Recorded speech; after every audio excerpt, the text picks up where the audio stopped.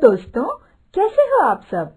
अपनी पसंदीदा कहानियाँ देखने के लिए हमारी वीडियो को लाइक, शेयर और चैनल को सब्सक्राइब कीजिए और हाँ, बेल आइकन पर क्लिक करना भूलिएगा मत। हे भगवान, पिछली बार भी तूने इसे बेटी दी थी, इस बार बेटा जरूर देना भगवान, नहीं तो मेरा जालिम बेटा इस बेचारी का जीना मुहाल कर देगा। राम राम राम। राधा आज दूसरी बार माँ बनने वाली थी। इससे पहले भी उसे एक बच्ची हुई थी।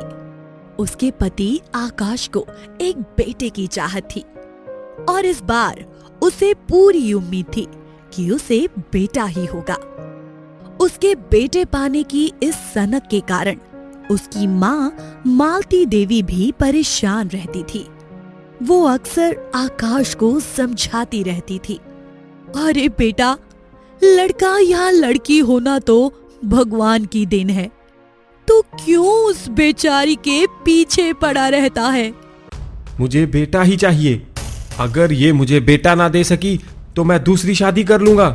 राधा का जन्म एक गरीब परिवार में हुआ था, लेकिन उसके माँ बाप ने उसकी शादी बड़े धूमधाम से आकाश से करवाई थी। राधा भी शादी के बाद बहुत खुश थी।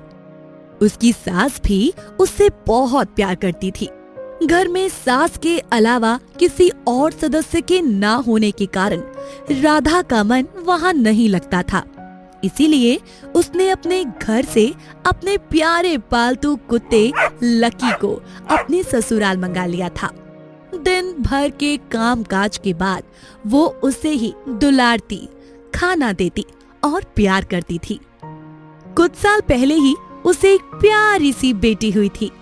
घर में उसके पति को छोड़कर सब खुश थे।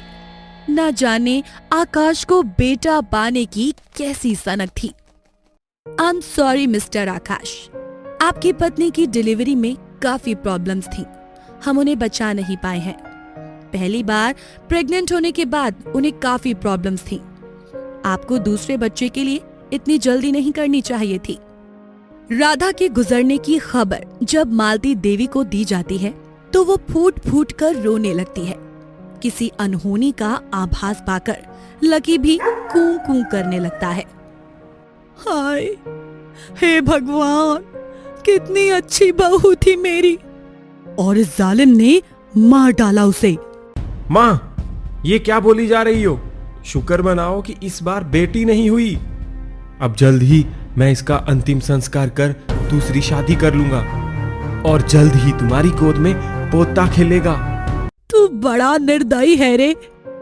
इतने साल जिसके साथ इतने सुख से रहा, आज उसके जाते ही तू नया घर बसाने की सोच रहा है। मेरे घर में पाप हुआ है, बहुत बड़ा पाप। लेकिन आकाश ने उनकी बातों पर ध्यान नहीं दिया और जल्दी जल्दी राधा के क्रियाक्रम की तैयारी करने लगा। मालती देवी से भी ज्यादा उदास आज लकी था। वो कभी राधा की लाश के पास जाकर उसे सूंघता तो कभी उसके पैरों को चाटता और वहां से भगाए जाने पर बाहर आकर अपना मुंह उठाकर रोने लगता। उसकी ये हरकतें किसी की समझ में नहीं आ रही थी। जब आग ने राधा के शरीर को राख में बदल दिया तो सब लोग वापस आ गए। सिर्फ लकी ही रात भर उसकी बुझी हुई चिता के पास बैठा रहा। राधा के संस्कार के 1 महीने बाद ही आकाश शादी करके दूसरी पत्नी ले आया। मालती ने माथा पीट लिया। इस नई बहू का नाम शांति था, लेकिन इसके लक्षण नाम के ठीक एकदम उल्टे थे। उसने आते ही घर में अशांति फैलानी शुरू कर दी। उसे अपनी सास और अपनी सौतेली बेटी रमा फूटी आंख नहीं सुहाते थे। लकी से भी उसे काफी चिढ़ थी। एक दिन, सारा दिन इस गंदे कुत्ते के साथ खेलती रहती है। तेरा बाप क्या मुझे यहाँ तेरी नौकरानी बनाकर लाया है क्या? कल से घर के काम में मेरा हाथ बटा, नहीं तो मार मार के चमड़ी उधेड़ दूंगी। अरे बहू, क्यों उस बेचारी को सताती है? अभी है ही कितनी सी जो तू उसे घर का सारा काम करवाती है। आप चुप ही रहो तो अच्छा है, सर पर चढ़ा रखा है आपने इसे। मालती देवी चुप हो गई। हाथ बटाना तो बहाना था। शांति घर का सारा काम रमा से ही करवाती थी। बेचारी मालती देवी रमा का ये हाल देखकर दुखी होती है। एक दिन रमा की तबीयत कुछ खराब सी थी। उसने कोई काम नहीं किया। बड़ा अच्छा है, बीमारी का बहाना किया और यहाँ बड़ी बड़ी खाट तोड़ रही है। चल उठ। नहीं माँ, आज मेरे सर में बहुत दर्द हो रहा है। सब समझती हूँ मैं तेरे बहाने, अब उठती है। और तभी शांति रमा को मारने के लिए छड़ी उठाती है। तभी अचानक पीछे से लकी आ जाता है और रमा को बचाने के लिए शांति के हाथ में काट देता है। आने दे आज आकाश को। इस कुत्ते को ठिकाने नहीं लगवाया तो मेरा नाम भी शांति नहीं। शाम को जब आकाश घर आया तो शांति ने उसे नमक मिर्च लगाकर सारी बातें बताई। सुनते ही आकाश गुस्से से कांपते हुए बाहर आ गया और बेरहमी से लकी पर डंडे बरसाने लगा। मेरी शांति को काट खाया तूने, मैं तेरी जान ले लूंगा हरामखोर। अरे मत मार उस बेचारे बेजुबान जानवर को, नहीं तो वो भी मर जाएगा। मत मार। मगर आकाश पर तो जैसे भूत सवार था। उसने लकी को इतना मारा कि वो बेचारा बेदम होकर जमीन पर गिर पड़ा। आकाश ने उसे उठवाकर शमशान में फेंकवा दिया। उस रात रमा को भी खूब मार लगी। वो बेचारी भी रोती सिसकती अपनी दादी के पास आकर सो गई। हे भगवान, और कितना दुख लिखा है तूने इस बच्ची के जीवन में। भगवान भी उस रात का ही शायद इंतजार कर रहे थे। आज इनके घर में कोई अद्भुत करिश्मा होने वाला था। ए जी उठो, देखो ना दरवाजे पर कोई है। क्यों, तुम नहीं देख सकती? ना पापा ना, मुझे अपनी जान बहुत प्यारी है। तुम ही जाकर देखो आखिर किससे इतनी आफत मची है। कौन है?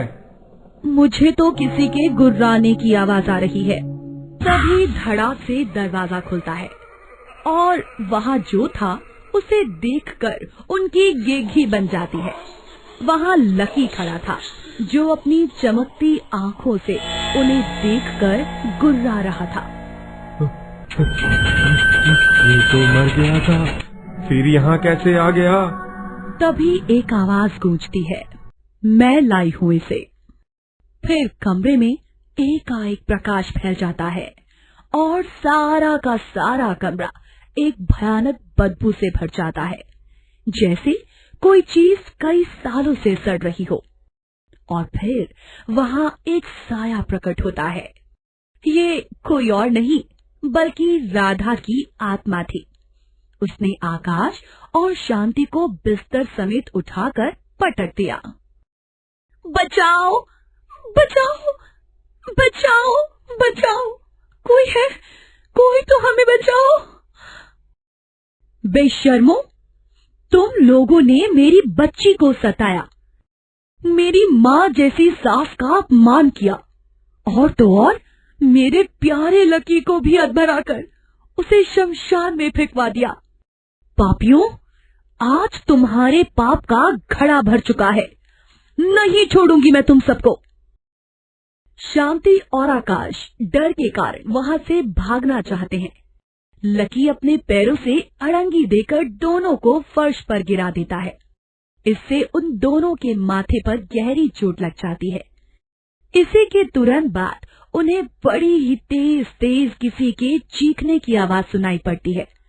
उन्हें ऐसा लग रहा था जैसे उनके कान के पर्दों के साथ साथ दिमाग की नसें भी फट जाएंगी। दोनों गिड़गिड़ाते हुए राधा से रहम की भीख मांगने लगते हैं, लेकिन राधा का गुस्सा था कि कम होने का नाम नहीं ले रहा था। शोरगुल सुनकर मालती देवी और रमा भी वहाँ आ जाती हैं। इन्हें छोड़ दे बेटा, इनसे भूल हो गई है। इन्हें सजा देकर अपनी मुक्ति को दूषित मत कर बेटा। माफ कर दे इन अभागों को। माँ, पापा को मत मारो, इन्हें माफ कर दो प्लीज। रमा की बात सुनकर राधा पसीज जाती है। फिर शांति और आकाश से कहती है, देखा तुमने, जिनको तुम रोज तिल तिल कर मारते हो, आज वही तुम्हारे गुनाहों की माफी मांग रहे हैं। इनके कहने से आज तो मैं तुम्हें छोड़ रही हूँ, लेकिन याद रखना, आज के बाद इन्हें जरा सी भी तकलीफ हुई तो अपने भयानक अंजाम को याद कर लेना। इसी के साथ कमरे में फैली बदबू खुशबू में बदल जाती है और राधा की रूह वहां से गायब हो जाती है और वहां सन्नाटा छा जाता है। इस घटना के बाद से शांति और आकाश पूरी तरह से बदल जाते हैं और रमा और मालती देवी के जीवन में खुशियां वापस लौट कर आ जाती हैं। Thanks for watching this video. Please like, share and subscribe my YouTube channel.